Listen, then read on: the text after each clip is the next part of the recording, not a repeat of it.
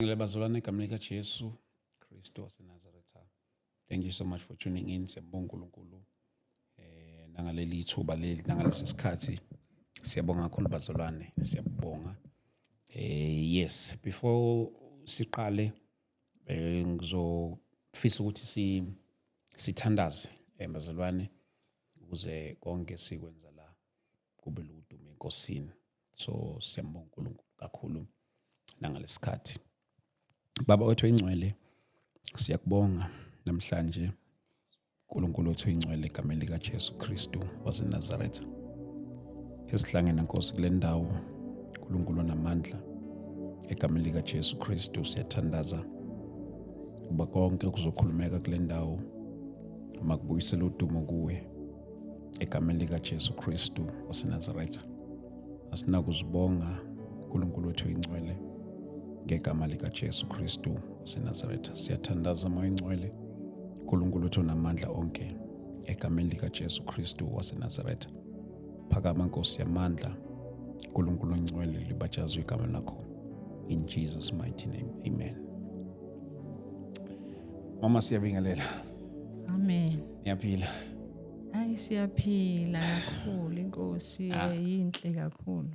Siyabonga uNkulunkulu ukuthi uphinde usivakashele lapha lokusagcina ukuba nawe ngalesa sikhathi. Unyaka ophelile? No, this year. No, this year, yeah. 4 months ago. Yeah, 4 months ago, yes, Yeah. ngikhumbula. Yeah. So siyabonga kakhulu. Ngiyazi ukuthi mhlawumbe bakhona nabaqala ukubona abangaze baze bayibone lama episode wethu adlule. Mhlawumbe nje nakulabo abaqalayo nje, mhlawumbe mama ukubanikeza introduction. Ngibabingelele bonke abalaleli, bazalwane bonke, abantu bonke abasilalele. Ngiyababingelela bonke egameni elihle leNkosi yethu Jesu Kristu. Ngibingelele no brother Thabani. Amen. Amen. Sekuyindodana yami ke manje. Nkosi yami. Mama nabo bonke sinabo la e-team kaThabani. Ngiyababingelela bonke egameni elihle leNkosi yethu Jesu Kristu. Amen. Amen. Siyathokoza kakhulu mama. Ngiyakhumbula ukuthi kule enye ama episode wethu esawenza sake sakhuluma nangeyindaba yokuthi khona indlo kwayakha ngemali ongayitholanga ngendlela eright. Kwathi abantu abaningi ukuza ukuthi wa decide ukuthi uzoyishaya phansi, wayishaya phansi indlu kunjalo kongesintando yakho kodwa kungenxa yokuthi ulandela izwi leNkosi okanye kwaba ngenxa yokuthi uNkulunkulu owakurebuka kwaphoqeleka ukuthi uyishaye phansi. Ngiyakhumbula ukuthi enye ama episode lesakhuluma namhlanje ngalesa sikhathi, but namhlanje ke sizokhuluma ke nangokunye okuthe ukuhluka. Mhlawumbe namhlanje mama usiphatheleni. Amen. Yes. Amen. Kuningi kakhulu bazalwane. Kuningi kangangokuthi nami kwakufanele ngabe ngisheshe ngabuya. Ngazokhuluma kodwa ke ngenxa yokuvimba kwesikhathi zange ngikhone ukuthi ngiphinde ngize. So kodwa ke manje ke ngiyabona ukuthi ke kuseplanini kaNkulunkulu ukuthi nokuthi ngize la sikhathi kulesi sikhathi ngoba uNkulunkulu akabi late bazalwane. Into engayisho lana ngangikhulume kakhulu ngerevelation from 2020. Yes. uNkulunkulu ayiveza kumina from 2020 lockdown ukuthi uNkulunkulu kade ngihleli ngisemthandazweni ngo2020 uNkulunkulu wakhuluma kumina. So mayekhuluma kumina uNkulunkulu wakhuluma ukuthi angihambe ngiye Cape Town. So kuyeni kwami eCape Town uNkulunkulu wasekhuluma indaba yepresence. Okay, yes. Yakhe. Yeah. So uma eyikhuluma indaba yepresence yakhe kanti indaba yinde from ipresence kaNkulunkulu izohamba ifikelele kutheni kufanele ukuthi ngingakhonzi ngihlale kwi presence kaNkuluNkulu because uNkulunkulu wayefuna iattention yami efuna ukukhuluma. So ezike kwenzeka lokho ukuthi uNkulunkulu ke ngamvumela ngaya lapho ke engahlala khona ngangihlala ngedwa ngifasta ngithandaza ngifunda izwi ngibuza kuNkulunkulu ukuthi yini le afuna ukuyikhuluma kumina. Yes. So uNkulunkulu ke ungiphendule ngeinto eziningi ukhulume izinto eziningi kumina. Uma ngingayibala uqale uma ekhuluma ngepresence yakhe into engingayisho ukuqala uqale wanginika irevelation ngo2020. Okay. Ngokwenzeka kwento ka2020 angithi ngo2020 kuye kwavalwa amasonto kwangakhonzwa.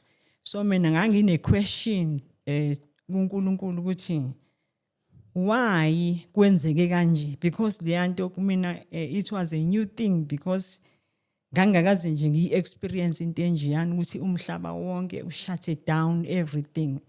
So kumina as umntwana kaNkulunkulu ngacabanga ukuthi I have a right ukuthi ngiye kuNkulunkulu ngizwe. And then kuNkulunkulu ke impendulo yokuqala angiphendula ngayo wangiphendula uNkulunkulu ukuthi ke okokuqala amasonto njengoba evaliwe phelelwe isikhathi. Kuphela isikhathi. Okay. Ngihleli njalo ngilalele. Yes. Angingakayi ebantwini ngisalalele. So uma kuphela isikhathi sokukhonza ngithi uyayibona ukuthi lento ke njengamanje ayikakacaci noma ngayikhuluma kubantu izoba strange. So ethi kuphela isikhathi ke manje sokukhonza njengoba nami sengihleli kwi presence yakhe.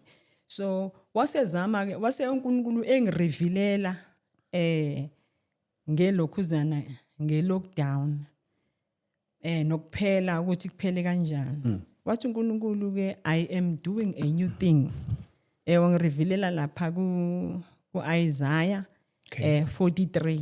Okay. Lapha ekhuluma ngokuthi uNkulunkulu wenza into entsha. Angani noma singayibuka namavesi. Yes. Lapha ku Isaiah 43 lapho uNkulunkulu ekhuluma ngokuthi wenza into entsha. Ngicela sifunde lapha ku verse 18. Okay. Which do not remember the former things, nor consider the things of old. Behold, I will do a new thing. Now it shall spring forth. Shall you not know it? I will even make a road in wilderness and rivers in the desert.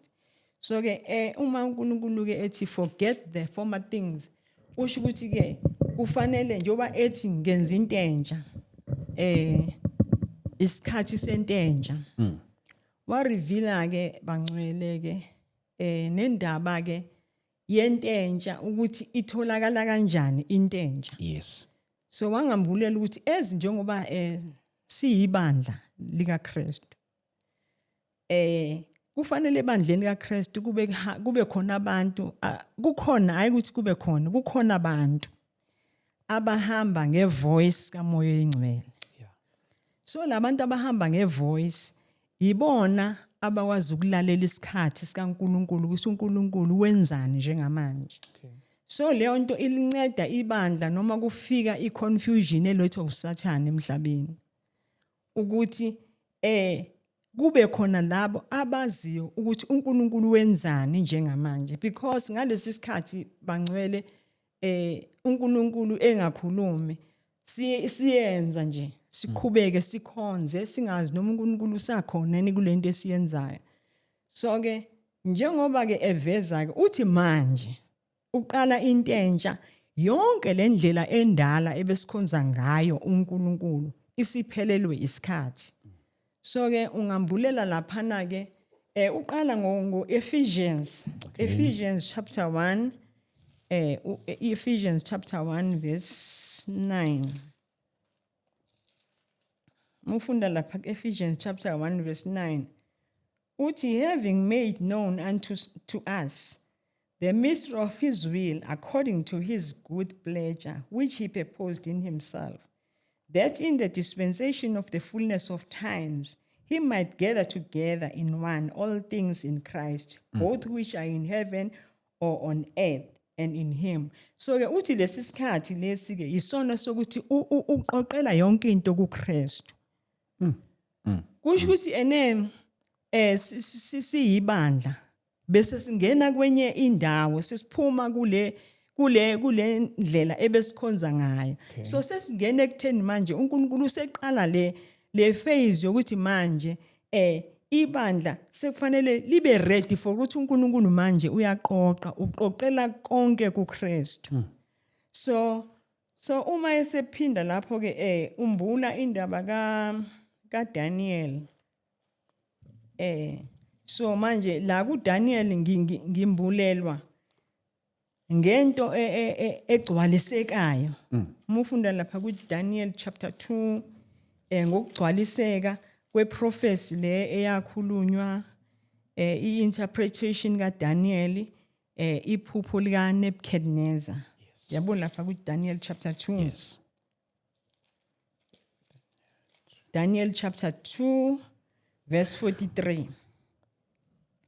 Uthi ku verse 43, as you saw iron mixed with ceramic clay, they will mingle with the seed of men, but they will not adhere to one another, just as iron does not mix with clay.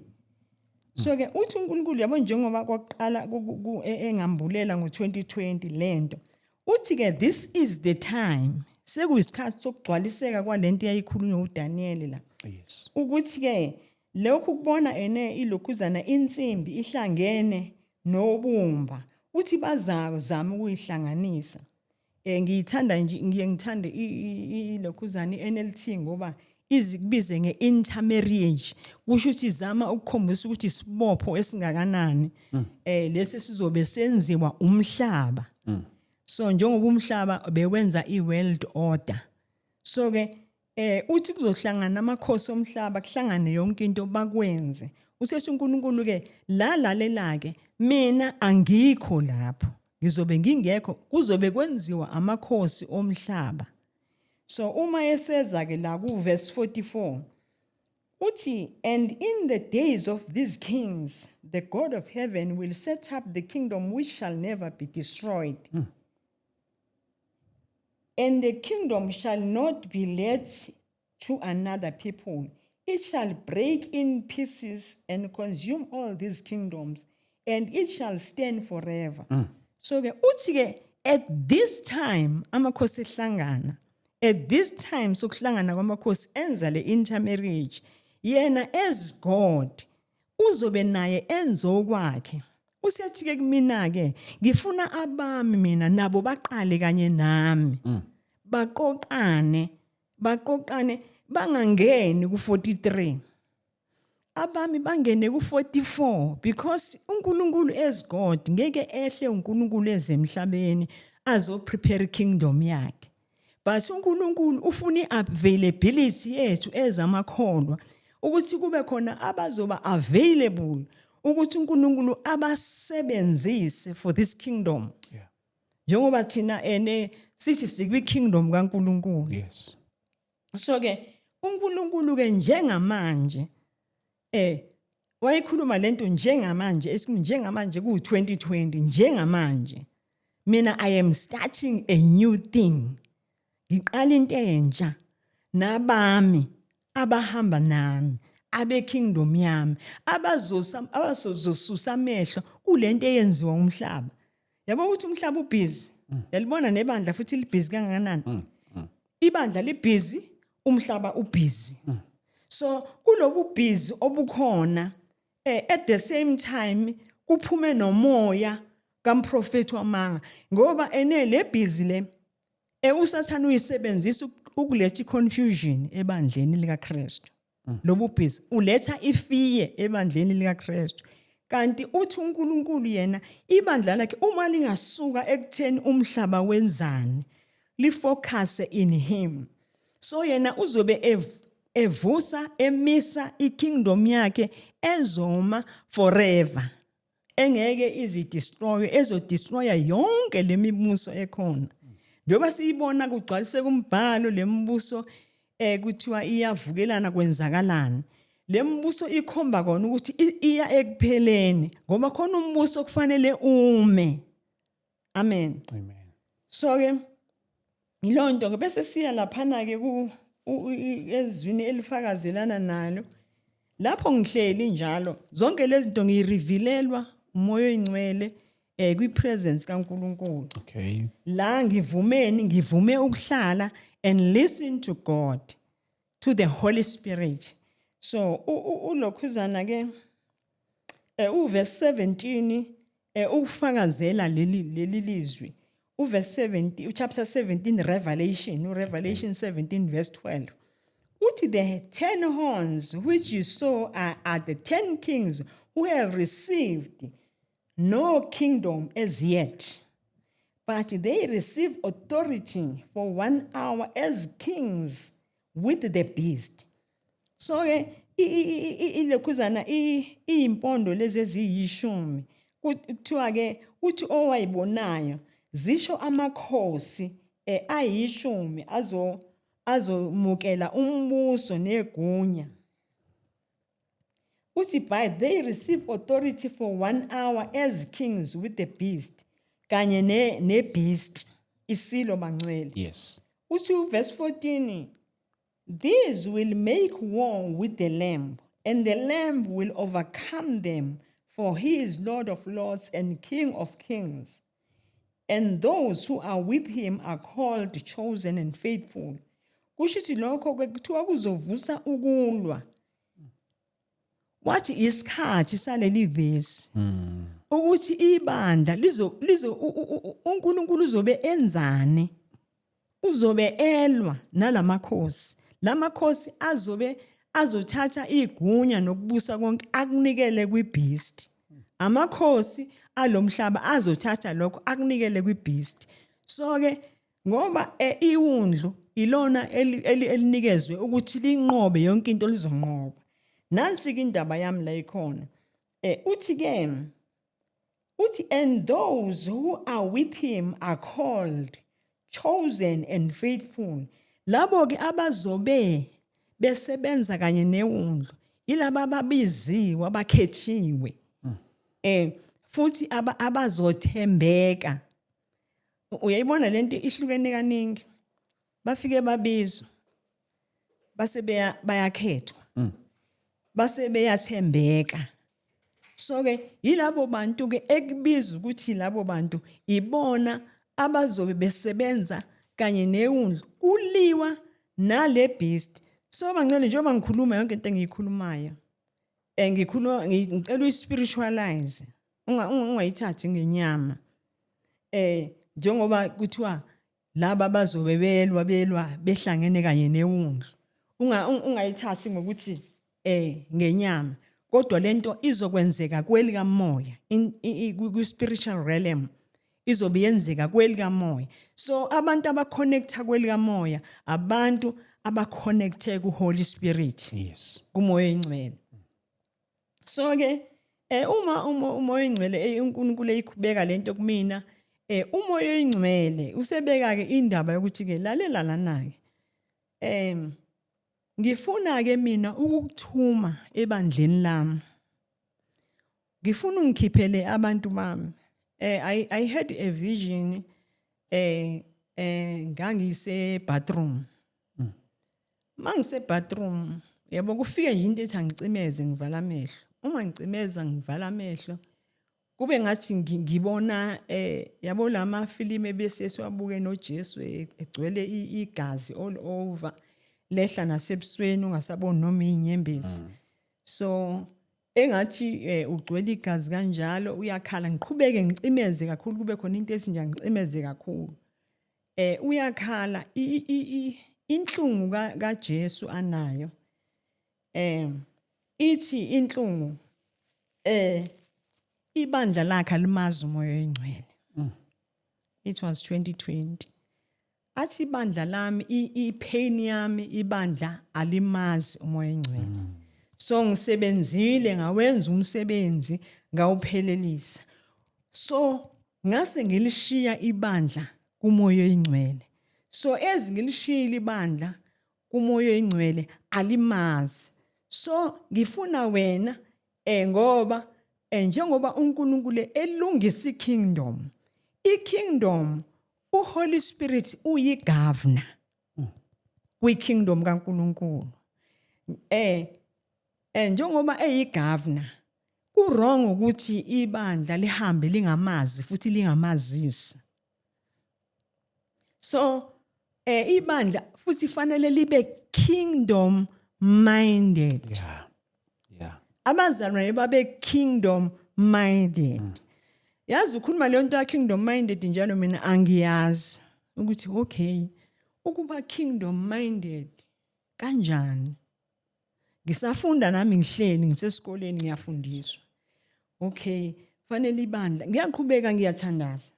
Ibandla fanele libe kingdom minded. Ngizoyihlukanisa kanjani lento ngiyicacise kanjani kubazalwane.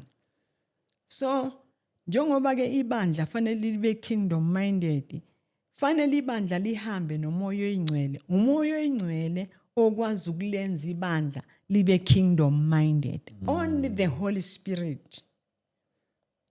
Okay, ngithandazeke ngibe naneminye imibuzo ke ama-question umoya engcwele engangimbuza wona even ngoba nangendlela yabo umoya engcwele mayekhuluma Thabane uvele ayithi into badla ayibeke ingabi nakhanda ingabi namsila yabo and then ube confused. So ke mina into engiyaziyo nengayifundisa ukuthi umoya engcwele mayekhuluma noma ekunika irevelation hambe uyodiga again, take fasting, fundiswe for him to confirm what he is saying. Ngoba only the word of God can confirm into engiyishoyo. Because I am a man, it's not easy for me ukuthi ngibelieve because kuthiwa sikholwe yizwa kusho ukuthi asikholwe abantu. So for me ukuthi abantu bangikholwe mangihambisa lento njengoba ingenakhanda ingenamsila ngizoyithini kubantu. So uma ibeka uthi hamba ungikhiphela abantu bami emasontweni abamazi umoya engcwele. Kwafanele ukuthi ngithandaze. It took me a long time. Nama fasting. Ngibuza ngifuna ukuzwa ukuthi bakhishwa kanjani abantu emasontweni. Ngithi mangicabanga yazi ingqondo yami vele ibe encane ngicabange ngivele ngibuke umhlaba ngivele ngibuke amabandla amakhulu ngibuke everything ingqondo yami ngivele ngibe nefear engazi ngiyibona ngithi inkosi ngizoyithini ngizoyenza kanjani lento. So uNkulunkulu uyabo ubuya kancane into yokuqala abuya kuyona kumina wafike nje wakhuluma wakhuluma izwi elilodwa wathi uyazi indaba yesonto ayikazibe kwi-idea kaNkulunkulu. If you can look from Genesis to Revelation ayikaze ibe kwi-idea kaNkulunkulu. So ngaya ke ngimbuleka ke nami ngibona ngalifundizwe ngaba nento engidonsayo ke manje ngalifundizwe ngifunda koma Old Testament ngibheka no man amathempeli laba nama altar yonke lento zonke lezi zinto ama-tabernacles ama-temple no akukho la ekuvela khona ukuthi kwaqala uNkulunkulu. I have to ask God again. Okay Nkosi ngoba phela lana ububonakala kulama tabernacle wehla njengomlilo emathempeleni ububonakala uNkulunkulu ububonakala lapha nalapha. Athi okay ake ngikubonise futhi wathi uyabona uma ngakubonisa ensimini yase-Edeni la ngizoqala khona ekuqaleni. Ensimini yase-Edeni ngangimise uAdam noEva bona. Ipurpose yami kwakuyipresence yami. Kwangeyona ipurpose yethempeli. Ngathi abangikhonze lapho ensimini. So uma ngithi abangikhonze mase bonile abantu so ke angithi siyakhumbula sike uNkulunkulu wabeka ikhesi so emntwini umuntu wahamba exabene noNkulunkulu but uNkulunkulu allow it ukuthi kuqhubeke wakuvumela uNkulunkulu ukuthi baqhubeka abantu bamkhonze wabambathisa siyeza ukuthi bayidiscover ukuthi ba naked so mabe discover uNkulunkulu bambatha amahlamvu uNkulunkulu wasebamboza wabambathisa wayiyeka yaqhubeka impilo yaqhubeka without God without the Holy Spirit so ngoba ipurpose kaNkulunkulu enza umuntu ensimini emenza bamenza be u3 uthi let us make man yabo so ke la njengoba akho umuntu ngeimage yakhe so akamakhanga eyedwa as God umakhe with the Holy Spirit and the Son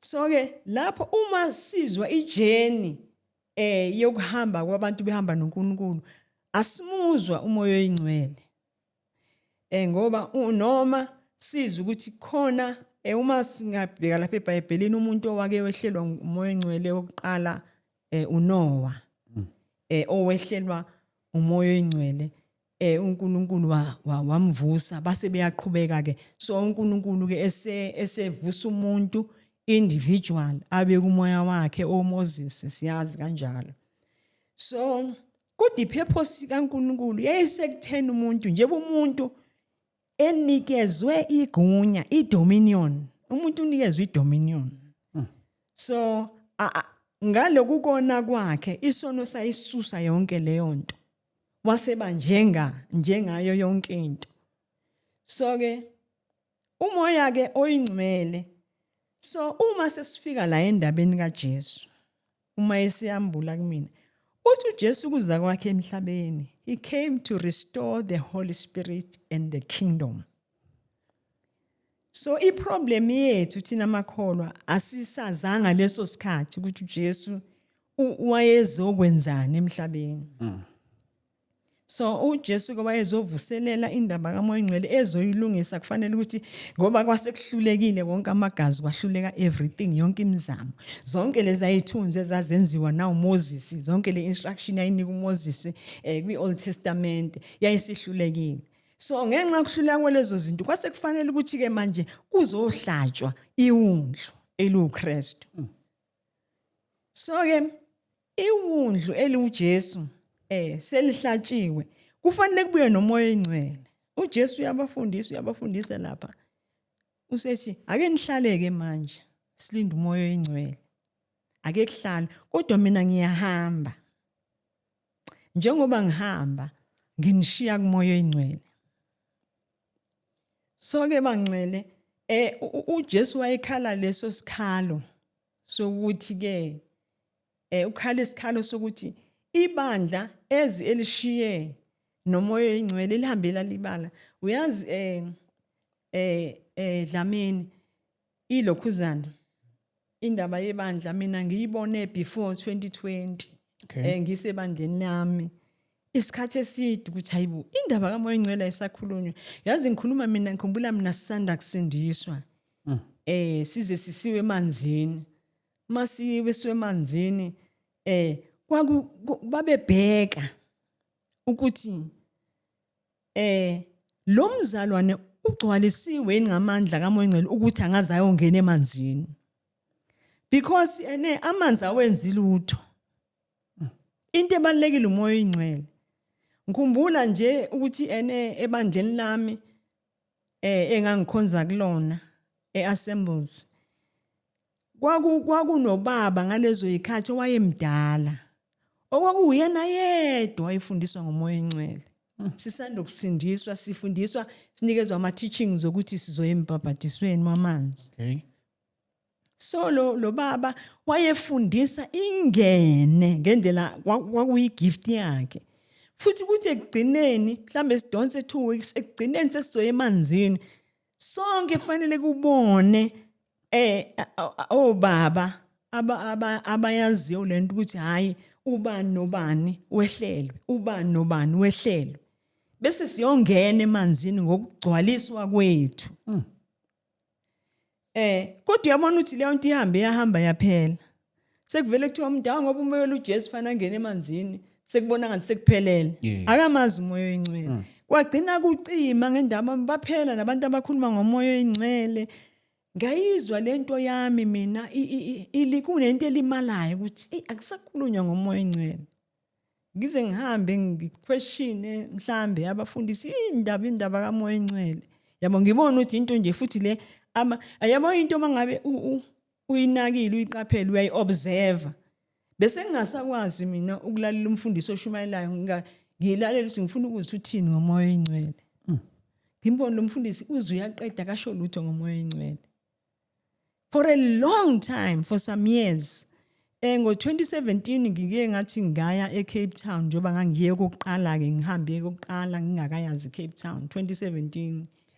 Ngafika khona ngakhuluma ngomoya oyingcwele. Kodwa I wasn't aware ukuthi ngangikhuluma ngomoya oyingcwele kakhulu.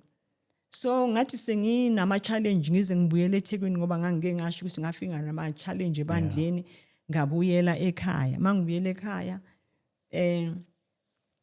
ngahlala.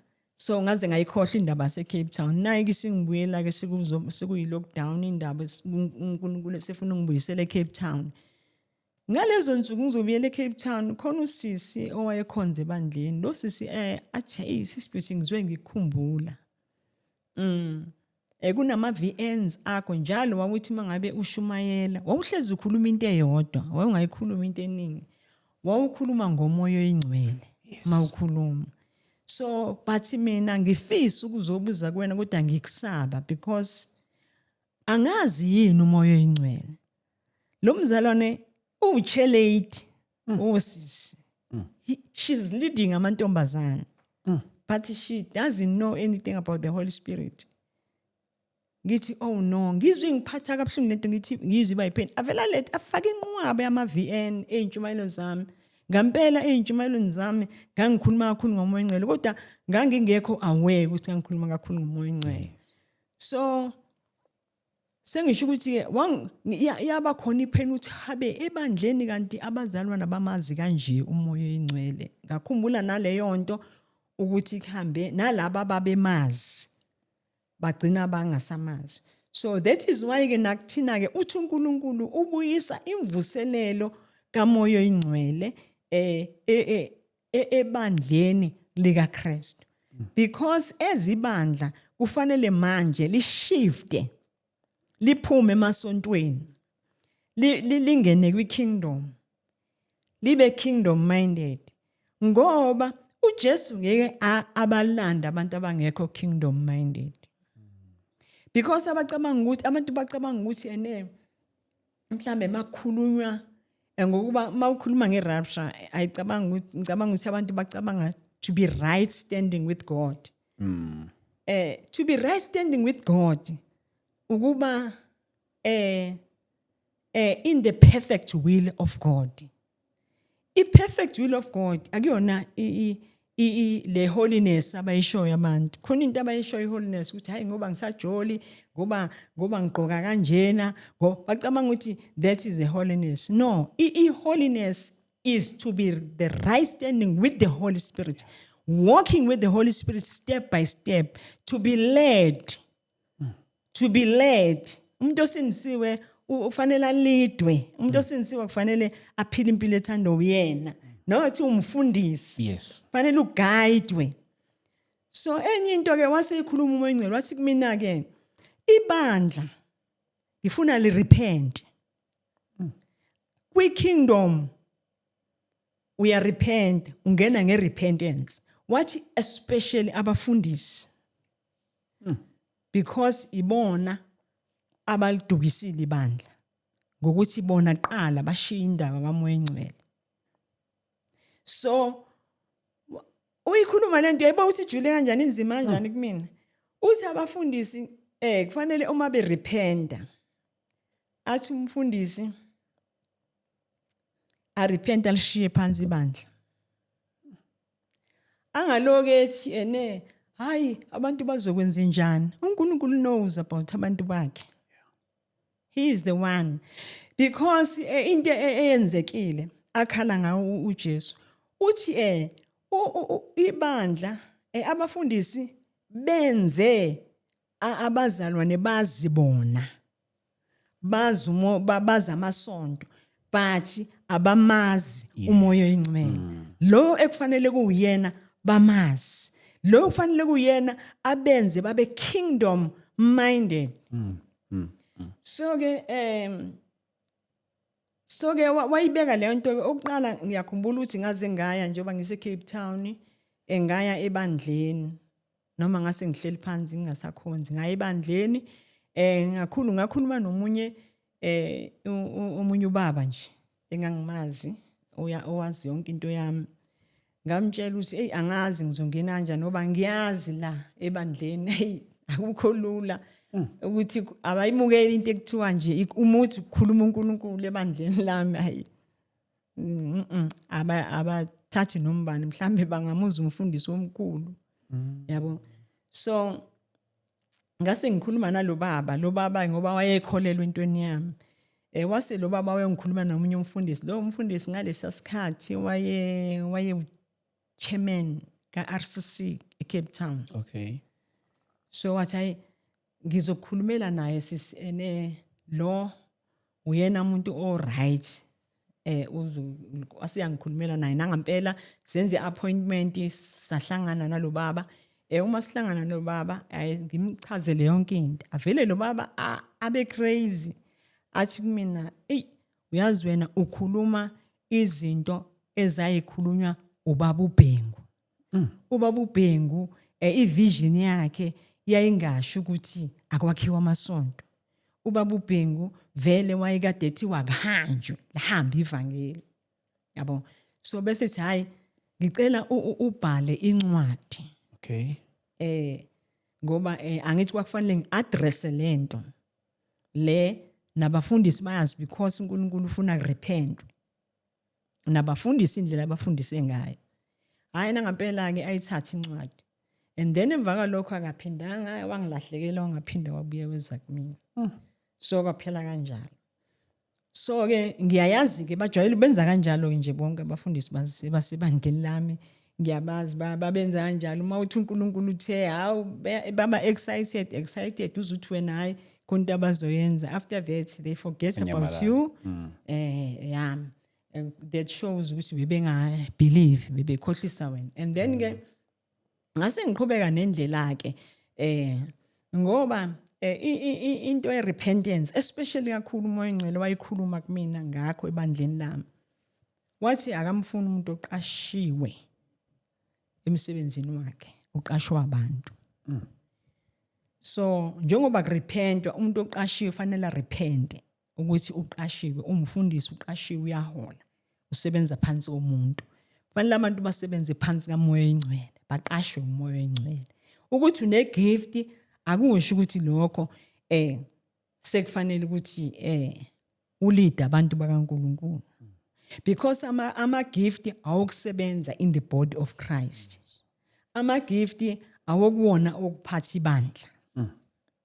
So wathi abantu bonke abanamabandla they need to repent. Ngoba abantu njengoba bengamazi kangaka umoya engcwele bazibona bazi amasonto abo. And then ke kusho ke yahamba lapho ke ngangayithola futhi leyo platform ukuthi ngikhulume kanjalo kubafundisi.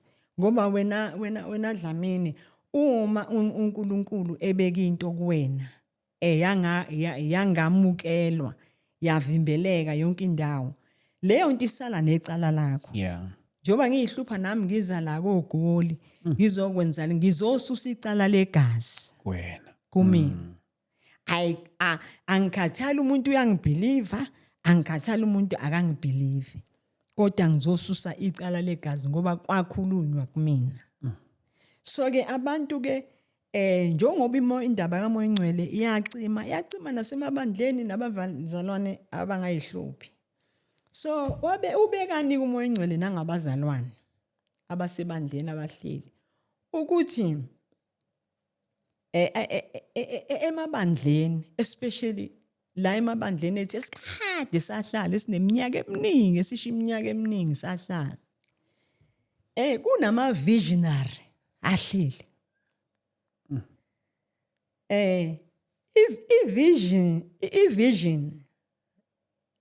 i-visionary ayikwazi ukuhlala kwi-vision yenye visionary. Yeah. So if i-visionary ihleli kwenye vision iyafa. Yeah. Because ngelinye ilanga uzobuzwa ngalento oyithunyiwe emhlabeni. Awuyenzanga. You see what happened to me as ngiyi-visionary ngangihleli ebandleni. uNkulunkulu wangikhipha ebandleni. Ma uNkulunkulu esengihlalisa phansi esenginika ivision yami. Uthi phalaza yonke lento yasebandleni lakho. Yabo lobu usuyifundisa, lobu usuyishumayela yonke lele. Ngoba manje ngizokunika yakho. Ngizokunika your vision ekuziyona uzoyithatha uyise ebantwini. Manje lento yokuthi iqashwe ebandleni nami ngangikufuna ngoba ngangihlushwa uNkulunkulu.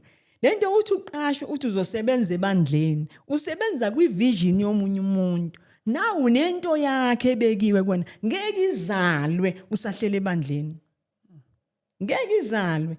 So uthi umoya ingcwele kumina kugcwele ama visionary lapha besikhonza nabo. Kodwa babulawa ngoba bafa ngoba bayeke ukuhamba nomoya oyingcwele. Yeah. Manje uNkulunkulu hate indaba yamasonto because amasonto abenze abantu ba church minded, bagcwala izinto zesonto, babanjwa izinto zesonto. Yabo nje khona abantu ababanjwe ubufundisi. Bayathandwa ebandleni, ba recognize. Khona babanjwe ikhundla, ba ama elder, ba amadikoni, kodwa banento kaNkulunkulu abahleli nayo. And njengoba nento kaNkulunkulu ababizelwe kulabantu abahleli nabo. Abantu they are out there. This is why umsebenzi kaNkulunkulu umile. Abantu abanento kaNkulunkulu bahleli emabandleni, bahleli kwivision kaBaba uBhengu. That is why besa idolize uBaba uBhengu. Yabona? So i-vision kaBaba uBhengu, mina I had to vomit i-vision kaBaba uBhengu. Ngahlaliswa uNkulunkulu, wangihlalisa uNkulunkulu kwaphela unyaka wonke. Kwaphela iminyaka ngihleli ngiphalaza i-vision kaBaba uBhengu because it was in my vision. Yayizokwakha mina for my vision ukuthi ngiqhubeke neyami vision nami ngiyokwakha abantu ngeyami vision. So ke yilo umlayezo mina engizowudlulisa abantu bahleli. Ngeke uhambe na umoya ingcwele uhamba nabahambayo. Mawumile wena umile. Kukhona ukuba kwi permissive will of God. Okay. Mu permissive will of God. Uphila usiyekile isono. Uphila ngama morals kaNkulunkulu. Mu permissive. Awumona uNkulunkulu uyakhonza ukwi-permissive will. Kodwa kufunakala i-perfect will of God. Ekufanele abazalwane bangene kuyona. They need to repent. Ngoba abanye nje bayibangibuze lapha egroupini ayi ziyabuya Thabani. Ziyabuya kakhulu egroupini. Bayasizakala abantu abaningi bafike bethi umoya ingcwele asimazi, umoya ingcwele asimazi. So ke ukuthi abantu yabo noma bekhunywa ngomoya ingcwele bethi umoya ingcwele asimazi, bacabanga ukuthi umoya ingcwele kuzoba something nje ozovele kwehla umlilo ukhale omemeze. No. I thinking yabazalwane le. So uma sebefikile create presence yakhe, the presence of the Holy Spirit. Ukuba kwi presence, you are receiving in the presence of the Holy Spirit. Endaweni ekukhulunywa ngayo lapho aziswa khona umoya ingcwele. So beza kahle baya understand. Engiyathemba ukuthi bayakhula ngoba sekukhona ke nalaba engangiqale nabo ekuqaleni sebeyayishumayela le ndaba ye kingdom. Noma ke abaningi impela basangibona njengomuntu olwa namasonto. angilwi mina namasonto. I am passing the message engiyithunyiwe. Ngoba into engiye ngisho yabo njengoba nginabantu engihamba nabo abangizwayo. Angibizelwe abantu bonke. Khona abazongizwa, khona abazongizwa. Kufana nalento yesihogo, khona abazoya esogweni, khona abangeke baye. So into emi kanjalo. So ke kumnandi kunjalo siyaqhubeka. So ke uNkulunkulu ke wase kufanele ke unpackele izinto ekufanele ngiyifundise abazalwane for them to believe indaba kaHoly Spirit. Okay. Ezi-wrong ezingekho ezwini kaNkulunkulu ezindlela yokukhonza abakhonza ngayo. So uNkulunkulu uletha indlela entsha manje yokukhonza uNkulunkulu. Ezisamba nomoya engcwele izinto zethu zi-spiritual. Yeah. There is why singakhathalele ukuthi sakhe indlu yesonto. Sihlangane egroupini, sixhume kumoya, siconnect, senze ama-fasting, senze konke, siconnect kumoya. Because izinto spiritual. Yes. So ke lento nanento ke yokuthi ke ngisazobe ngichaze nalento ukuthi ke wayibeka mina uNkulunkulu ukuthi umoya engcwele ize uyirapture. Okay. Yeah. Uyirapture umoya engcwele. So once you are full of the Holy Spirit, yona into kufanele efunakalayo kuwena. Full of the Holy Spirit. Ugcwala umoya engcwele. So angazi noma isikhathi sisangivumela ngoba mangiyiqala le. Asingayiqala mamkhuleke sesavuma kusasengconyana.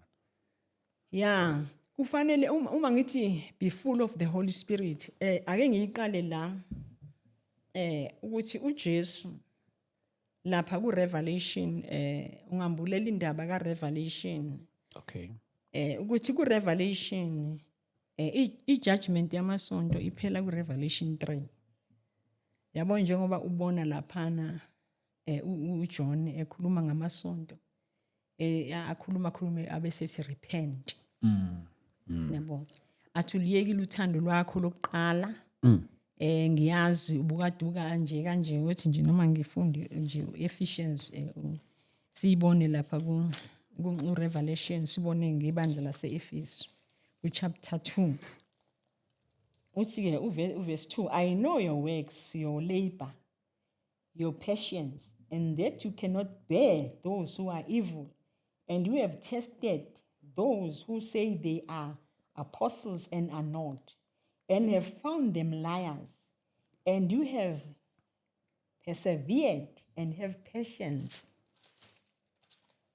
and have labored for my name's sake, and have not become weary. Nevertheless, I have this against you, that you have left your first love.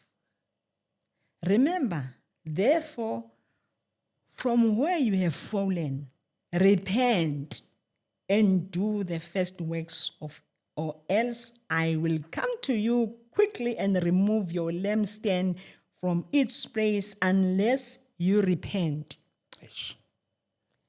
So lana ke ukhuluma nebandla lase-Efesu. Wonke ke lamabandla ke ngeke ngiwafunde wonke siyayazi. Ukhuluma abesethi repent. So lo repent lo iwona ke lo ngikhuluma ngawo mina wasemasontweni. Ukuthi uma uphuma kwi-religion you repent ungena kwi-kingdom.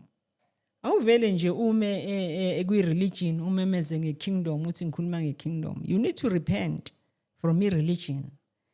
I-religion zonke lezi zinto eziwumfanekiso eziyisithunzi lisho njalo izwi lenkosi. Lithi ziyisithunzi izinto ebezenziwe nje zayisithunzi. So sisame ngazo namanje sisakhonza uNkulunkulu ngesithunzi. Ngalezi zinto eziyisithunzi. Yes. So njengoba sikhonza uNkulunkulu ngazo lezi zinto eziyisithunzi. Uma sesiya kwi-kingdom we repent. If you repent you don't go back kulezo zinto. So that means ngoba ukurepenta isinqumo sakho akusona isinqumo sebandla. That means when you repent you come out of the church. Kuyakuforce ukuthi you come out of the church, uyaphuma esontweni, because esontweni kusebenza intando yeningi.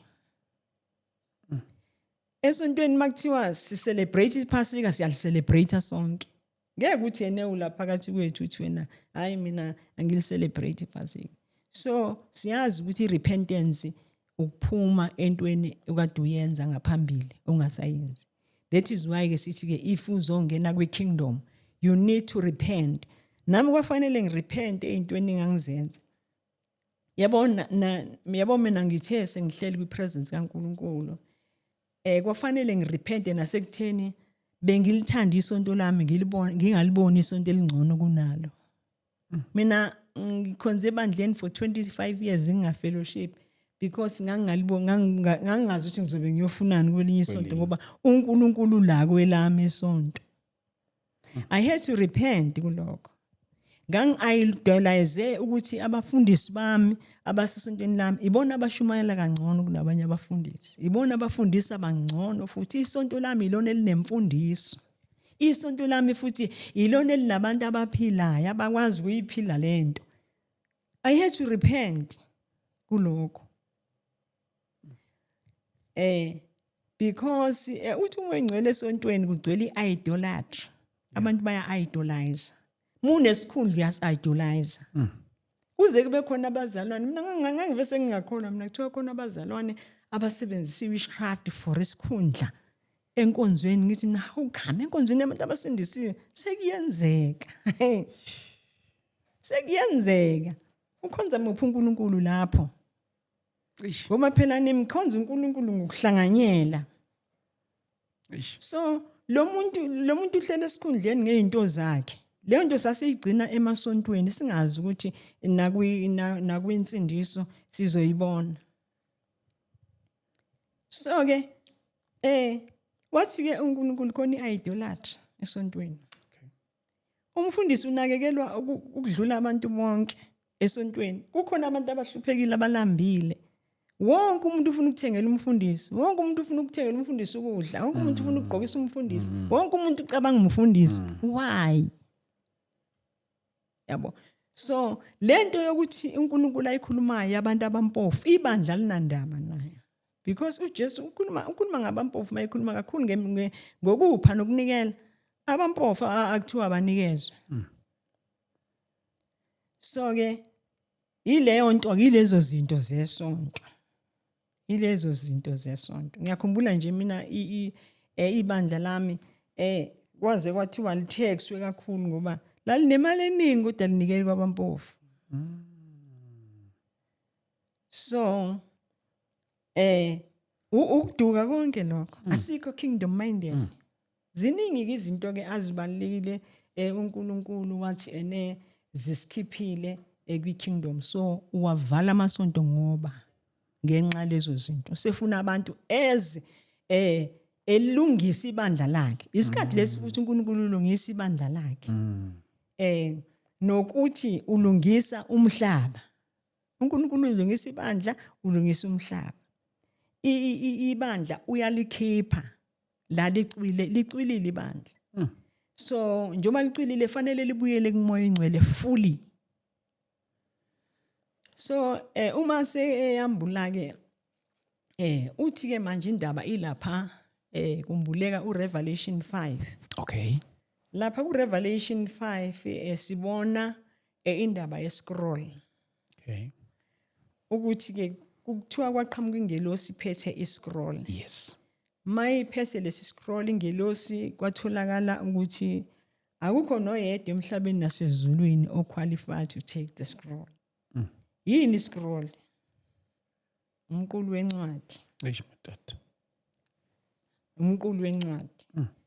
So ke uma kutholakala ukuthi only Jesus Christ who qualified to take the scroll. So njoba siya ku Revelation 5 sesikuyena ngalesa sikhathi uthi umangcele sesikuyena ngoba uJesu sesithathile scroll sesingakuyena. Ibandla fanele lazi manje ukuthi iscroll siphethwe uJesu. So sesikuyena iscroll uJesu. uJesu ulungisa ikingdom. He's busy with the kingdom of God. So we kingdom of God, only the Holy Spirit is a governor. Everyone fanele azazele yena umoya engcwele ngokwakhe manje. Sifike kuleso sikhathi. That is why umuntu uzokwazi umoya engcwele hambe ku presence. Ngeke umthole kumfundisi, ngeke umthole esontweni.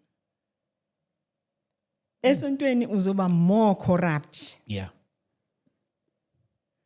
Kodwa kwi presence yakho. Njengoba ngisho ngithi wedlamini ayikho lula lento. Kanjani ingabi lula lento? Fanele uthathe isinqumo ongakaze wasithatha. Uma ufuna ukuhamba nomoya engcwele, uma ufuna ukuba kingdom minded, because umoya engcwele akamfuni umuntu oqhamalazile.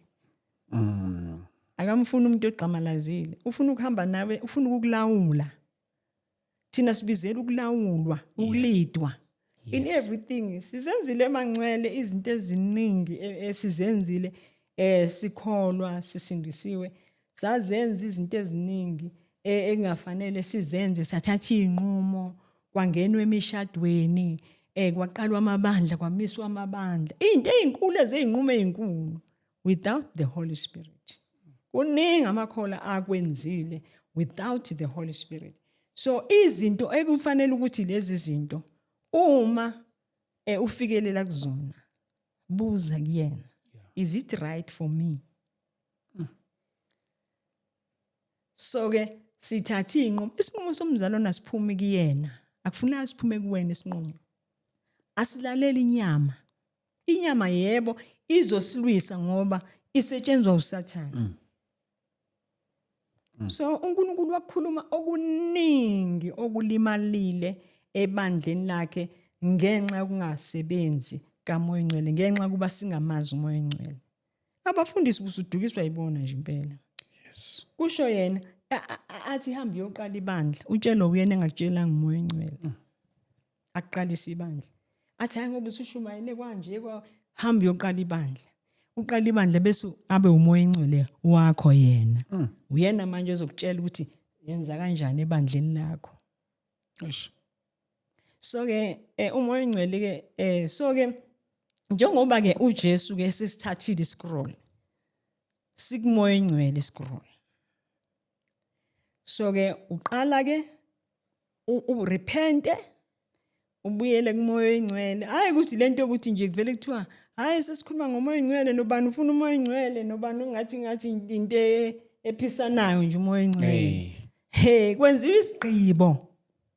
Ufuna yabo lesigqibo wasithatha mhla umukela uJesu usindiso. Yabo leso sigqibo washiya wonke nje washiya ama boyfriend, washiya ama girlfriend, washiya abanye bashiya ngisho imisebenzi, abanye benza ziningi izigqibo esazenza simukela uJesu. Nalana ke kufunala leso sigqibo esinjengaleso bazalwane. Kufunala leso sigqibo esinjengaleso ukuthi ke uma ngithi ngihamba noMoya Engcwele. So njengoba ngila ngikafika kuyekufike kumina lelizwi elilapha kuMatthew 22 la ekhuluma khona ekhulunywa ngomshado ngesimemo somshado esasikhishwe sakhishwa isimemo kuleso simemo somshado kwakunabantu ababefanele to be invited ababe invited. So kwaphuma izinceku zayo babiza labo bantu zabathola bonke bebusy banezinto ezabo yilo nalosho kwakhe kwathiwa hambani niye enhlanganweni zemgwaqo niyolanda nombani otholakalayo. Yabo njengoba sila Thabani la kwakho eseyinhlanganweni zomgwaqo. Yes. Uma kuthiwa bokuqala bokugcina kobokuqala la kufunakala abantu abazolalela la abangezi kusho ukuthi hayi mina ngasindiswa nini ngimazi uNkulunkulu kanje kwi kingdom kufunala abantu abazohamba noMoya Engcwele ngoba manje uyifinal uMoya Engcwele. Yeah. Uyifinal all in all singakhuluma ngezinto zonke lezi sizikhulumayo esizaziyo ngeBhayibheli siyiqephuze asizukusiza sigcineni ukuzazi kodwa ekugcineni umoya oyingcwele umazile yini yena na usenzile yini isigqibo na isimemezelo lesi sokuthi senza isigqibo nomoya oyingcwele nokuthi ke uma ngiqhubeka nendaba yami uthi ke la uma ekhuluma sikhuluma ke ngescroll uthi kunabantu ekade ngiba prepare for a long time abangenile enhluphekweni bangena lapha nalapha uthi labantu bengiba prepare ukubamisa abasebenze kwiKingdom yami uthi angishodi abafundisi bangayibeka phansi izintambo ba repent laba abakade abangenayo imessage yeKingdom bayibeke phansi ba repent yazi dlamini ukurepenta kuyinto emnandi because uthatha iroute eright yebo lonto ukwehla ebantwini kuNkulunkulu uyakuphakamisa uNkulunkulu not just wehla ukuze aphakanyiswe yabo so abanye sebene problem yokukhulu kokwehla ukuthi awukade sengumfundisi ngilapha phezulu manje sekuzofanele ngehle ngibe umzalwane hayibo abekho abafundisi ezulwini abekho abafundisi kwiKingdom there is why kuthiwa kwiKingdom silingana sonke kwiKingdom silingana sonke akukho umfundisi akukho umpostoli ngangakutshela lalokho so abanye bavele babone ngathi uKingdom mandate indaba ye-title is just a gift une-gift wena kuphela awumkhulu kunabanye That is why uJesu mabembuza abafundi bakhe uJesu ubiza umntwana omncane ummisa la uthi nje ozoba njengalengane uyazi ukuba njengengane ingane kulula ukurepenta exactly so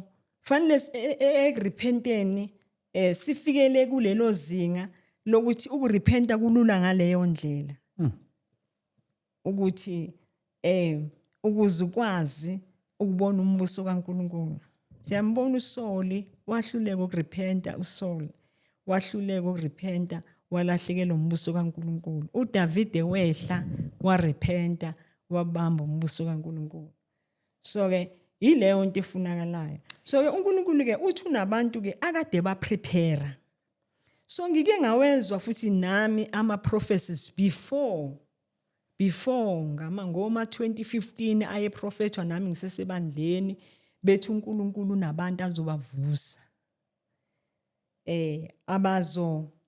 abazoma egcineni ngizwile impela kuprophethiwe nango 2014 yezwa khona omunye umfundisi futhi wayethanda ukuprofetha kakhulu ngiyangimosha igama lakhe ethanda ukuprofetha ngaleyo nto ethi yazi khona into enkulu ezokwenza kune event enkulu but uNkulunkulu kunabantu abalungisayo abakaziwa abantu abangaziwa bangakabonakala so wasethi uNkulunkulu yibo ke laba ayibasho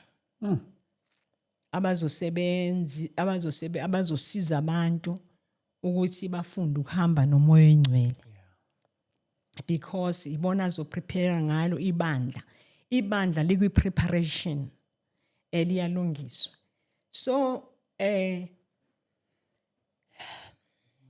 angazi noma kukhona enongakubuza njengamanje no I'm still following yeah okay so ke kwafika ke ngangambulelwa nenye into zikaNkulunkulu is very strange ngoba zixabanisa nabantu ngenami ngangivele uRevelation 12 yabo uRevelation 12 yeah uRevelation 12 kuthiwa lapha kwaba khona isibonakaliso a sign kwabonakala owesifazane owayembethe ilanga nezinkanyezi kunelanga elilapha phansi kuyena lo wesifazane ekhulela umntwana so lo wesifazane uma ekhulelwe ezozala umntwana kuthiwa ke kwasekubonakala ke noDrago lo wesifazane wayekumale labor pains so kwase kubonakala noDrago mayibonakala uDrago la uDrago bomvu wabonakala ke eza ngolaka efuna ukuhlwitha umntwana. Yes basana wami sisase khona siyambonga uNkulunkulu kakhulu ya mama mhlambe singayiqedelela indaba yethu. We have just only 20 minutes more left, then sikwazi ukuthi iqedeleke kahle indaba yakho. Yes.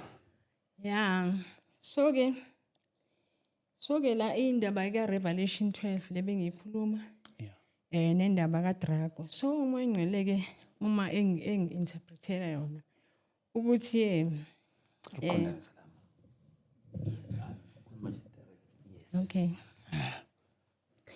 ilokhuzana owesifazane akubeke njengokuthi ibandla owesifazane okhulelwe umntwana.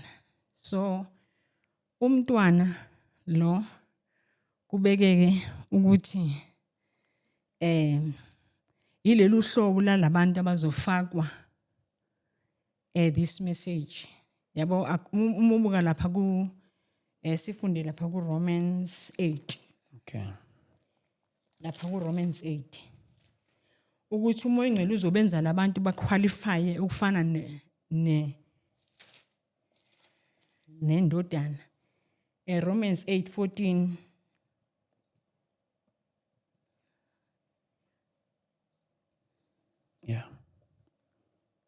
uthi for as many are led by the Spirit of God, these are the sons of God. So labo bantu bazonikwa the spirit of sonship, umoya wendodana. So bese kuthi ilokhuzana uma kukhulunywa ngelonto le ekuthiwa ke bazobusa ngentonga yensimbi. Yes. So intonga yensimbi i message of the kingdom. Okay. Ukubuyela kule message of the kingdom bazobe bephethe yona, bazonikwa yona. Leyo message yi message yokugcina iyona ekuzonqotshwa ngayo izizwe ezikhona nalapha uJesu naye kuthiwa lapha uma sibuka lapha ku Revelation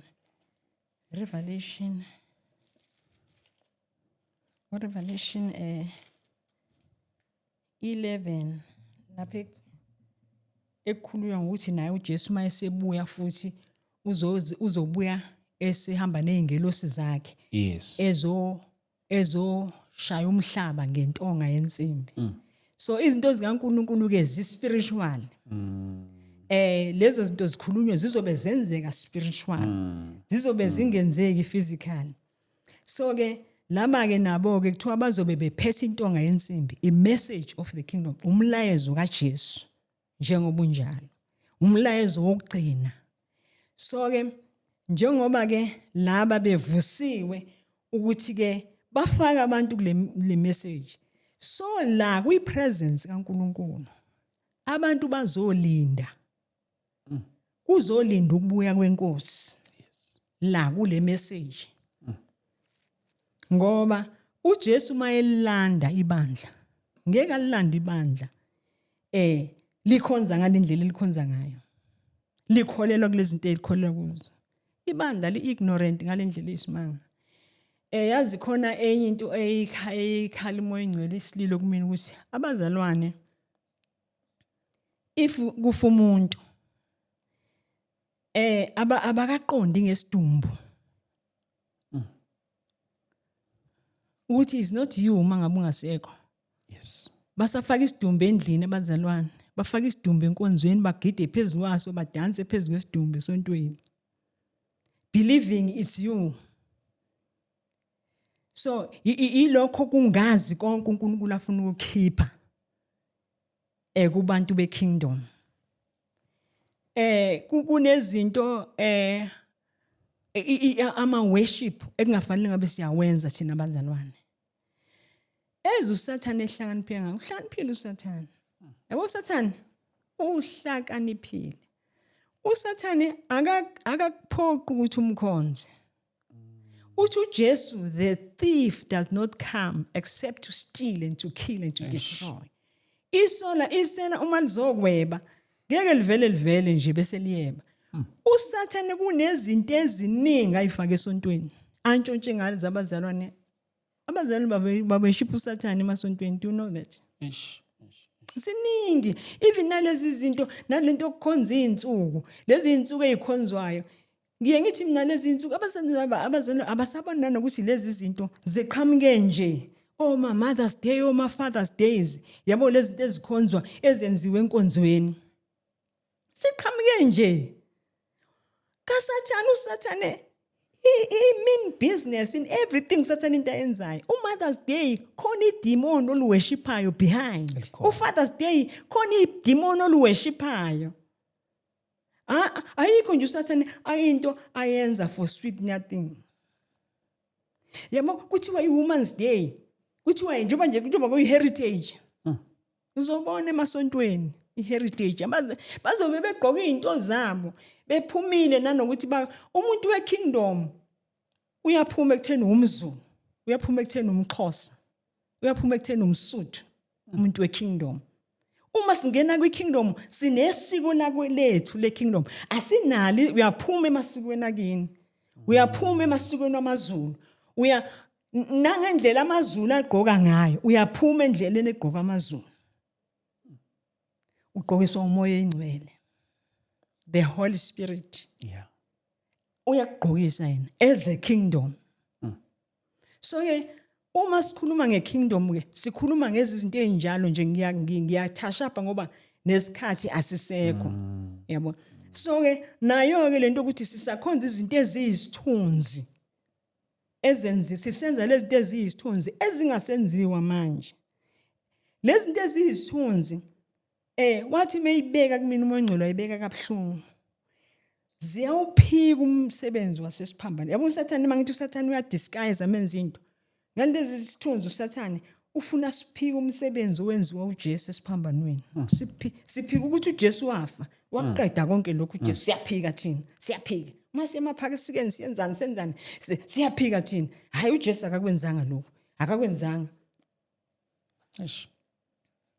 Yisithunzi. Zonke izinto zazi yisithunzi.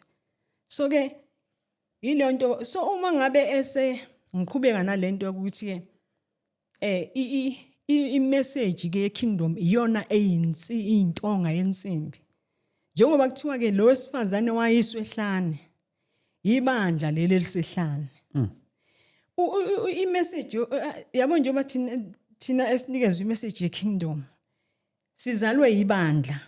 Ibandla lisiprepare saba ilento esiyo. Besiphakathi kwebandla, ibandla lisithandazela, ibandla lisifundisa, lisikhulisa, sazalwa ibandla. Kwafika lapho uNkulunkulu khona ethi phuma wena. Ngoba vele emaphakadeni ngangiplanile ukuthi wena uzokwenza lokho. And then bese liyakuseparate. So ke ukuze kulokhuze abantu bangeniswe kwi-kingdom bakhishwe kulezi zinto. So ke bangcwele ke into kaNkulunkulu iwukukhetha. It's a power of choice. Njengoba ngisho la whether you believe it or not. So ke ile nto ke uma kuthiwa ilokhuzana umntwana wahlwithelwa kuNkulunkulu. Khona la kusho nje athi umntwana wahlwithelwa kuNkulunkulu. So into enjengaleyo enjengokuthi labo bantu banjengabantu abahlwithiwe. Yabo ukuhlwitha ukukhishwa kuthiwa phuma hamba uyele ukuhlwithwa lokho. I-message ye-kingdom. Umuntu we-message ye-kingdom uma ekhishwa akakhishwa abe kwi-same ndawo la kuyona. Uyakhishwa ulungiselwa indawo la uNkulunkulu ezomsebenzisela khona. Asebenze khona kulabo bantu uNkulunkulu ambizele kubona. So lana ke senze njani ke la sifunda kuphela ngoGovernor uHoly Spirit. Because uHoly Spirit uyena Thabane owaziyo ukuthi uNkulunkulu ukuletheleni emhlabeni. Uyena ozokuguide futhi kulento eyenziwayo. Ngoba usathane uye wasirobha siyibandla. Kwaba ngathi everything is about money. everything is about money, kwangena nemali kubantu abahamba noNkulunkulu. So abantu bajaha ukuthi benze izinto kanti bajahiswa imali. Yabo. Imali njengoba kusho nje imali siyayidinga ngoba sida emhlabeni kodwa ekaSathane. Imali. Kungeyona futhi ekaSathane imali kuyekaNkulunkulu. Everything in this world ekaNkulunkulu. Kodwa uJesu uthi isela lifikile leba konke sekuthiwa kaSathane. Konke is affected by the devil. So that is why uJesu umhlaba ezofana udilize abesenza umhlaba omusha. Ngoba lo mhlaba umoshekile ungcolile. Ubizwa ngoba izinto zonke ezenzakalayo zizenzeka phansi kwesandla sika Sathane. So njengoba izinto ezingcolile uJesu ke fanele uNkulunkulu fanele enze restoration awuvuselele umhlaba. So ke mina wena Dlamini ngingakhuluma ke ngerapture njengoba khuluma ngaka ngerapture emhlabeni. Mina iunderstanding yami yokuqala ukusindiswa nje on its own wamukela umoya engcwele irapture leyo. Usuthathiwe. God owns you already. Bese kudependa kuwena ukuthi uyavuma yini ukuhamba naye. Uhamba kanjani naye? Yabo. So ke lapho akufunakali ngiyabona abazali abaningi bayakhathazekile nami bayangibuza abasegroupini esenze njani njengoba kushiwo kanjena kuthi uJesu uyabuya. Ngithi mina uJesu kadabuya kuwena. Wamamukela uJesu uhamba as long uhamba kahle. Lithi lenkosi bonke abanethemba kuye bayayihlambulula ngoba ehlambulukile. Bese lithi lenkosi uma sona lapha 1 John 1:9 uthi if we confess our sins he is faithful and just to forgive us our sins and to cleanse us. So uma umzalo nophila ukuzihlamlula uphumile ezonweni. Uphila impilo yokuzihlamlula ngoba sisemhlabeni osingcolisayo. So you don't worry about ukuthi kuthiwa nanga uJesu uyabuya. Cha fanele si rejoice makuthiwa uJesu uyabuya ngoba kade kwashiwo. Dlamini mina ngasindiswa ukuthi uJesu uyabuya. Yes and yes. Kasindiswa mina ukuthi uJesu uyabuya. Akaze kungashiwo. So angeke benje bese yangithusa Leyo message. Ngeke bese yangithusa. That means yabo into mifaka ifiye. Khona nesandla sika Sathane lapho. Angisho ukuthi ngithi abaprofetayo baprofetiswa ngithi khona isandla sika Sathane because uNkulunkulu asinikeza ngomoya wefiye. Yeah. Uma thola ukuthi khona abazalwane abafikelwa yifiye. No. Khona isandla sika Sathane. So when I rebuke the spirit of fear empilweni yakho lese sikuhlaselayo manje ngalento esimenyezelo ngoba phela fanele makuthiwa kubuya uJesu ngoba kade kwashiwo silindile every day of your life. That is why uRomans chapter 6 verse 1 ethi ngiyakwenza njani ukuba ngiphinde ngihlale esonweni na? Awuhlale esonweni umzalwane. Umzalwane akahlale esonweni ngoba ususiwe esonweni. Amen. So ke yilokho ke ebengikusho ngendaba yokuthi uNkulunkulu ukhipheke lolo hlobo ke ngiveza le ndaba ke ngiunpacka le ndaba ke ukuthi ke ukhiphe labantu uNkulunkulu. I'm not alone, sibaningi ukuthi abaziwa abanye. Abanye bakhishiwe but abanayo imessage ukuthi baphinde bafundise. Because as mina ngina le message futhi ngiphinde ngifundise mina how to walk with the Holy Spirit, how to live nomoya engcwele, how to sustain umoya engcwele. Ngoba kwesinye isikhathi abanye baba naleyo nkinga ukuthi noma unayo umoya engcwele kodwa you are not being led. Yeah. Khona la ubuye uthi ufuna ama decision ukwenza ama decision akungenzeki lutho. Amen. Ngoba ake ngisho kanje yabo umuntu olidwa umoya engcwele la kufanele ufike khona. Yabo khona lento ukuthi ake ngithi nje ngilinganise nangumama mhlawumbe ufuna ukushada naye. mhlambe ngesikhathi uthi ufuna ukushada naye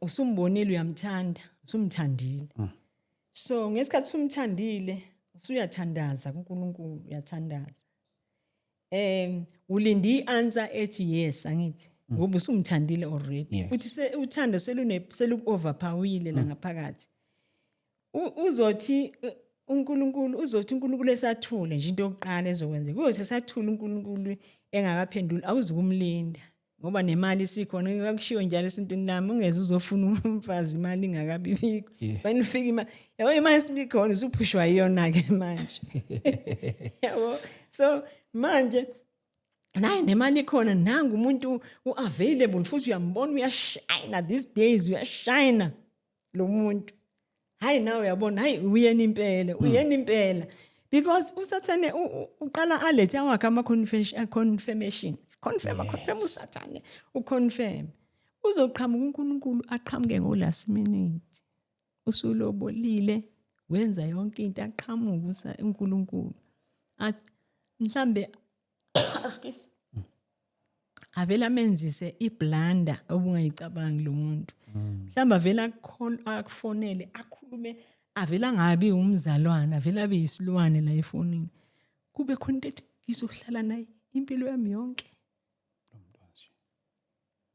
yabo bese ngaleso sikhathi sefanele uthi wena ngoba uNkulunkulu uzama ukukhombisa uthi ngiyamisa konke Lord show me more of her ulinde uNkulunkulu akhombise more of her ayithi manje useqale ukukhombisa ufuna iattention yakho so manje wena uvela uthi ayi ngoba manje sengize ngayenza ubale konke osukwenzile gala kada day 1 Nkosi yami day 1 ngicela ngibeza befakazi athi day 1 from hell uyabona ke lonto uNkulunkulu uke wayibona i-red flag lapho uNkulunkulu encane so uNkulunkulu ukhombisa into encane enzela ukuthi manje uthuke umoya engcwele kusebenza kanjalo ingakho singakwazi ukuhamba naye kanti if you are being led uthi usathane yakha into ayakha usathane na ubona ingenile uthi ngibambile ke manje avele umoya engcwele athi hliki yena uthi naye sihambile you are being led usuthathiwe manje sekunqatshwa nawe awusekho in control of yourself yayibona so kufunakala ube uhlobo njalo uthathwe ufihliwe ufuna umoya engcwele ufuna ukubafihla abazalwane amen so ngoba asinawo amandla ethu mayisifikile into yangena enhlizweni awusenawo amandla but if you are being led ugoqa izandla uthi usathi nawe uthi sathi utabu yakuyona lento hayi ngiyayifuna lento athi umoya engcwele ngeke uyibone mina sesenza isigqibo nawe usungowami imina esengi in control not you so yona into le umoya engcwele ayifunayo kuthina as amakholwa ufuna ukusicontrola that's a rapture ngakubiza kanjalo mina ngeyami rapture no yes uthathi already because manje nezinto ezihlalelayo uyifisayo usuthi kuthiwa not you akusanqabi wena usasisho njalo ngesikhathi sisanda kusindiswa ngisho makufika umuntu ethi uyakufuna umuntu ongakholwa ethi uyakufuna uthi hayi ikhi esengayinika uJesu mina nje hayi bandla angisengayinika uJesu sungayobuza kuyena usuqedile mawusho njalo so we want that to come back zazi khona vele lezo ikhathi akuyona into nje it's not a new thing uNkulunkulu uya restore so it's a new thing kule generation esikuyona njengamanje because uNkulunkulu restore leyo nto yokuthi sihlwithwe hayi lo silindi ukuthi sohlwithwa ngomhla kabandlu sihlwithwe umoya oyingcwele athi umoya oyingcwele take control lo usengowami akathintwa lo belongs to me because inyama yami iyafuna iyohlezi ifuna inyama ayisindiswe inyama yami yabo iyohlezi aqhamuke nje athi uThabane yazi usathane angakufanga ngisho enganeni encane athi nangu uThabane ufuna ukushada nawe yabona uvele nje inyama hayi vele ivumele phezulu inyama le hayi fanele kunqatshwe nawe eish hayi mongcela ufuna ukunqaba nathi bazalwane ufuna ukunqaba nathi khona umhlabelelo uyingichaze kabi ethi yala nami inkosi ungavumi nami oyala nami inkosi ungavumi nami sucule lo umhlabelelo ube senhlizweni uyibona inkosi inqaba nawe izulu alifuni nami selingithathile already uNkulunkulu ufuna lolo hlobo oluzovuma ukuthathwa izulu lifuna ukukuowna eish lifuna ukukuowna izulu linqabe lona uyazi ngisho uthi uyamenywa uzoshumayela kunqaba izulu wena uyafuna uyazi ukuthi le message yangishisa ngifuna uyoyisha ebantwini izulu livele livale no you are not going there so ileyo nto ke ebengisho ngendaba ke ye kingdom ukuthi ke lolu hlobo lwenziwa lohlwithwa lahlwithwa laphana thiwa umntwana wahlwithwelwa kuNkulunkulu uphethe intonga yensimbi intonga yensimbi le azoshaya ngayo izizwe iyona ke message of the kingdom yani bazalwana bami lapha emakhaya I hope ukuthi kukhona enikutholile ukubona lo mlayezo esinawo la namhlanje the message of the kingdom la mama kuhlupha isikhathi sethu nje la esiba limited if besine yethu facility would continue up until la inkosi esibeka khona but siyamkholwa kuNkulunkulu ukuthi uzosenzela nathi we own such facility ukuze such messages will be shared without limit maybe mhlawumbe mama lakhe lokugcina and then bese ke nabazalwana bafisa ukuxhumana nawe ukuthi nabo bakuthola kanjani. Okay ukugcina nje bazalwane ikhona lokho ukuthi njengoba sikholwa sikholelwa ukuthi sibone inkosi. Yes. Asikusabi ukubona inkosi. Sikholelwa ukuthi siyibone inkosi. Yes. So njengoba sikholelwa ukuthi siyibone inkosi kuphela thina njengoba ngishilo ukuthi sibe sesimeni sokuthi siyibone inkosi. Yazi uNkulunkulu uyabathanda abantwana bakhe. Uyasithanda. That is why evusa abantu because of his love. Akafuni silahleke. So nayo le restoration uNkulunkulu before alande ibandla lakhe. Le restoration ingoba uthanda ibandla, uyabathanda abantwana bakhe. Uma ubuka lapha kuHebrews kukhuluma kaningi lapha kuHebrews nako chapter 4 lapha kukhulunywa ukuthi uma kusathiwa namhlanje soba ngcwele ukuhamba noNkulunkulu ilokho ukuthi uNkulunkulu uthini namhlanje abantwana bakaIsrael kuthiwa barebella against God ehlane. So ukurebella ke kwabo kuNkulunkulu kwadala ukuthi bashayeke ehlane. So ke if uNkulunkulu uNkulunkulu ambhubhisa uIsrael singobani ke thina. So ke ilokho engisho ke bangcwele ukuthi ke le message ke engiyiphethe eKingdom eyalabo abayizwayo ngoba abayizwa isikhathi esiningi kuba abantu abane feeling yokuthi no angisanayo into yami esontweni. Bakhona abayizwayo asebe ne feeling ukuthi no man khona into engekho right esontweni, I need more of it. So ke bangcwele ilokho ke kuphela engakusho kuwena, so kunina. So ngiyabonga kakhulu nokungilalela, ngiyalibonga naleli thuba engilinikezwe. Noma uDlamini bengithi uzongibuza imibuzo ngoba kwesinye isikhathi umoya engcwele uma kubuzwa imibuzo kuvela ikumbule kuba khona izinto ezirevilekayo ekufanele bayithola abantu. So ke kodwa ke akusenani ilokho ke inamba yami ke ngingathi ithi ke 0783638339.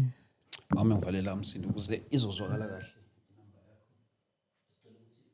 Uyiphinde mama uphinde uyisho futhi. Inamba yami ithi 078 Yes. 3638339. Okay. Ngiyatholakala na ku WhatsApp. Bakhona ke abazalwane sesihambile nabo kakhulu, sengize nganomndeni nje ngokuza la ekhaya kaThabane, senginomndeni wasezulwini esihamba nawo ngale message eKingdom. So ke ilokho ke ngitholakala egroupini bazalwane kuphela. Sibonga kakhulu mama, thank you so much. Ngicanti ukuthi inkosi nje bisihlalele ukuthi sizokwenza ngalolu hlobo. The thing is besingafuna ukukuphazamisa ngalokho inkosi bekulethe elekhona lapha namhlanje ukuzokwazi ukuthi ukhulume nje free without any interruption. So bazalwane siyambonga uNkulunkulu. Thank you so much for sharing this time with us. Siyambonga uNkulunkulu asiphezi kakhulu, and a reminder, don't forget ngomhla ka 25 October sizobe sisedlamini multi-purpose la esiyobe sikhonza khona starting from 10 a.m. till late. So I cannot wait to see you lapana. I fully recommend you this summit ukuthi uzoyi-attend. Siyabonga kakhulu bazalwane. Inkosi mayingcine nanilapha emakhaya. If you want to reach out to us 0788 417 844, then nawonke ama-social platforms wethu esithidlamini uzosibona lapho sivela khona lapho. Siyabonga kakhulu bazalwane, inkosi mayingcineke inifihle nani lapho nemndeni yenu nonke lapha emakhaya. God bless you.